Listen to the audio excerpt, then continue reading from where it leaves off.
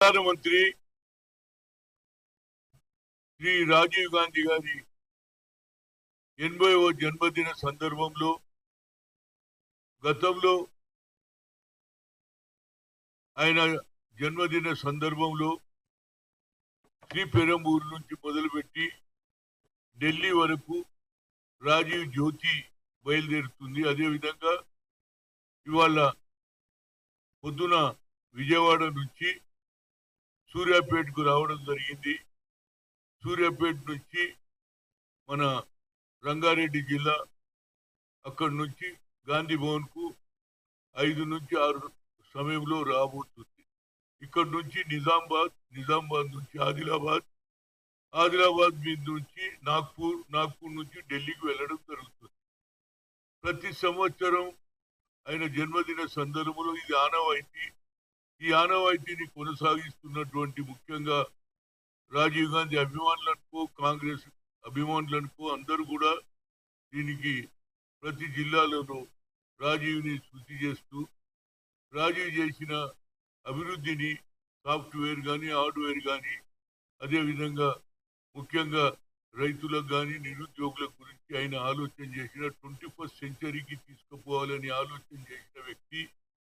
యువకులకు కూడా 18 ఏళ్లకే ఓటు హక్కు కల్పించిన ఏకైక నాయకుడు.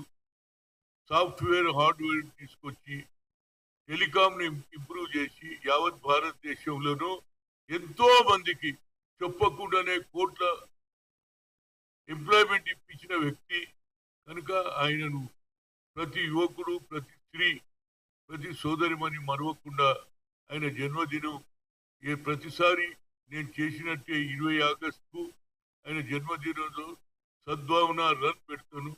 అది సోమాజిగూడ స్టాచ్యూ దగ్గర ఆ రోజు పొద్దున 9 గంటలకు అన్ని దగ్గర నుంచి Nehru statue, Ambedkar statue, Jagjivan Ram statue, అదేవిధంగా మహాత్మా గాంధీ స్టాచ్యూ సికింద్రాబాద్ నుంచి అన్ని 9 గంటల వరకు వస్తుంది. ఆ తర్వాత అక్కడ సభ జరుగుతుంది. దానికి ముఖ్యమంత్రి రేవంత్ రెడ్డి గారు, బట్టి విక్రమార్క, అదేవిధంగా మిగతా మంత్రులు అందరు కూడా ఇందులో పార్టిసిపేట్. ఇవాళ సాయంత్రానికి బహుశా 5-5:30 సమస్యలో ఇక్కడ నుంచి వస్తుంది. అక్కడి నుంచి వచ్చిన జ్యోతి మళ్ళీ ఇక్కడ నుంచి నిజామాబాద్కి వెళ్ళి ఆదిలాబాద్కి వెళ్ళి మన నాగ్పూర్ వెళ్ళడం జరుగుతుంది. కాబట్టి సాయంత్రం 5:30-6 గంటలకు అందరూ కూడా గాంధీ భవన్కి వచ్చినప్పుడు అందరూ ఆయన రాజీవ్ జ్యోతిని రిసీవ్ చేసుకోవాలి. రాజీవ్ చేసిన అభివృద్ధిని కూడా దేశ ప్రజలకు చెప్పాలనేది మా ముఖ్య ఉద్దేశం. రాజీవ్ గాంధీని ఎవరు మరవలేరు. ఒక మంచి ఆలోచనతో ఆయన ఒక పైలట్ ఉన్న ప్రజల పక్షాన, బడుగు బలహీన వర్గాల పక్షాన ఇందిరాగాంధీ ఆలోచనను ఇంప్లిమెంట్ చేసిన వ్యక్తి. అది ఫ్యూచర్ లో కూడా ఇవాళ రాహుల్ గాంధీ గారు కూడా అదే కార్యక్రమంలో ఉన్నారు. అన్నిటికంటే ముఖ్యంగా క్యాస్ట్ వైజ్ సెన్సస్ చేయాలని, బడుగు బలహీన వర్గాలకు న్యాయం జరగాలని ఆయన ఆలోచన. అంతేకాకుండా 50% సీలింగ్ కూడా ఎత్తేస్తున్నాడు.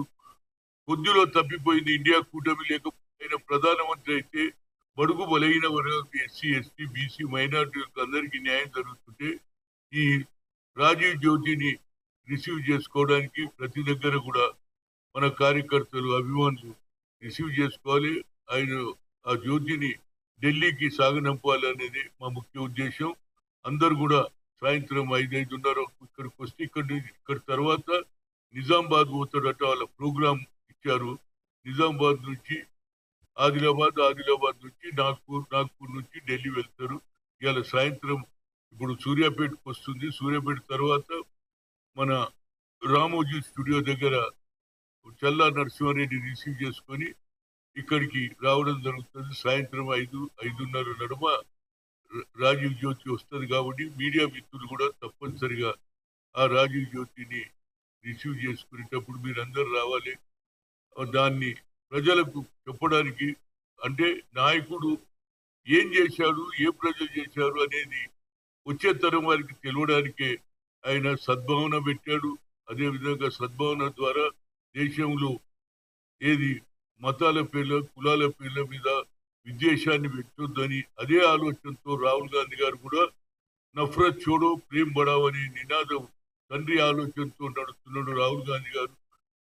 ఇప్పుడు కాకపోయినా ఈసారి అవుతాడని అనుకున్నా, కానీ ఆయన అపోజిషన్ లీడర్ గా తప్పనిసరిగా ఈ 5 ఏళ్లు బడుగు బలైన వర్గాల నుంచి ప్రయత్నం చేయాలి, వాళ్ళ స్థితిగతులు మార్చాలి అని చెప్తూ మరొకసారి రాజీవ్ గాంధీ జన్మదినం 20వ తేదీన జరుగుతుంది.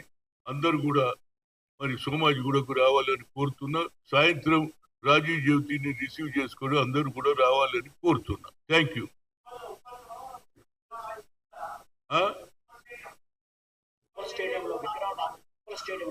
ఉప్పల్ స్టేడియంలో పని జరుగుతున్నది. కానీ నా ఉద్దేశం ఏంటంటే రేవంత్ రెడ్డి వచ్చిన తర్వాత ఆయన కూడా చెప్పాలి కదా, ఆయన కూడా నేను లెటర్ ఇచ్చిన పిలిచే కార్యక్రమం ఆయనది, నేనైతే పిలుస్తున్నా. కానీ ముఖ్యమంత్రి గారు ఎస్ అంటేనే ఆమె వస్తుంది, ఎందుకంటే ముఖ్యమంత్రిదే అప్పర్ హ్యాండ్ ఉంటుంది కాబట్టి. ఆ స్టాచ్యూ తయారైన తర్వాత బహుశా పని మొదలైపోయింది, ఫౌండేషన్ దానికి వచ్చింది, స్టాచ్యూ పెట్టేది ఇంకొక 2-3 రోజులలో తయారు చేస్తున్నాం. 20 ఆగస్టు అయితే వెల్ అండ్ గుడ్. కాకపోయినా తర్వాత ఆయన ఏ డేట్కు ప్రియాంక గాంధీ వస్తే, నా ఉద్దేశంలో ఎందుకు చెప్తున్నా ప్రియాంక గాంధీ ఏంటంటే ఆమెనే పర్టికులర్ అడగడానికి కారణం ఒకటి, ఆ రోజులలో నేను పిసిసి అధ్యక్షుడుండి ఆయన చనిపోయిన తర్వాత ఆయన యాషెస్ ఫస్ట్ నాకే ఇచ్చింది ఆంధ్రప్రదేశ్ అల్ఫాబెటికల్ గా.